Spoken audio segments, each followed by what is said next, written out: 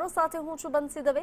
ગુજરાતમાં આગામી દિવસોમાં હવામાનમાં મોટો પલટો જોવા મળી શકે છે। રાજ્ય પર એક સાથે 3 હવામાન સિસ્ટમ સક્રિય થતા આગામી 6 દિવસ સુધી વરસાદી માહોલ રહેવાની આગાહી કરવામાં આવી છે। વેસ્ટર્ન ડિસ્ટર્બન્સ, સાયક્લોનિક સર્ક્યુલેશન અને ટ્રફની અસરને કારણે રાજ્યના વિવિધ વિસ્તારોમાં વરસાદ સાથે તેજ પવન ફૂંકાવાની સંભાવના વ્યક્ત કરવામાં આવી છે। હવામાન વિભાગના અનુમાન મુજબ 40 થી 50 કિલોમીટર પ્રતિ કલાકની ઝડપે પવન ફૂંકાઈ શકે છે। અરવલ્લી, મહીસાગર અને દાહોદ જિલ્લામાં ગાજવીજ સાથે વરસાદ તેમજ કેટલાક વિસ્તારોમાં કરા પડવાની પણ શક્યતા છે।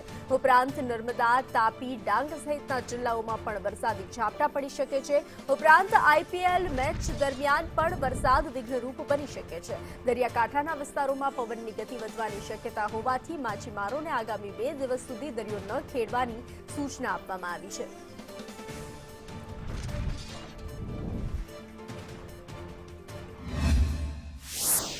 जो वर्तमान में मौसम प्रणालियां हैं उसमें वेस्टर्न डिस्टरबेंस है और जिसकी वजह से कल स्कैटर्ड बारिश दर्ज की गई है, light to moderate Gujarat region में, और सौराष्ट्र में लाइट रेन दर्ज की गई है।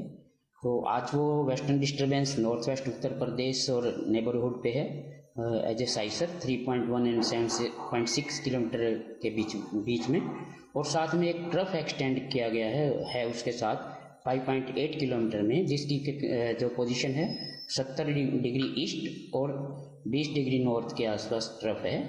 एक और साइक्लोनिक सर्कुलेशन बना हुआ है सेंट्रल पाकिस्तान और नेबरहुड पे 1.5 किलोमीटर अबव मीन सी लेवल पे, और वहाँ से एक ट्रफ गया है नॉर्थ अरेबियन सी तक 1.5 पे।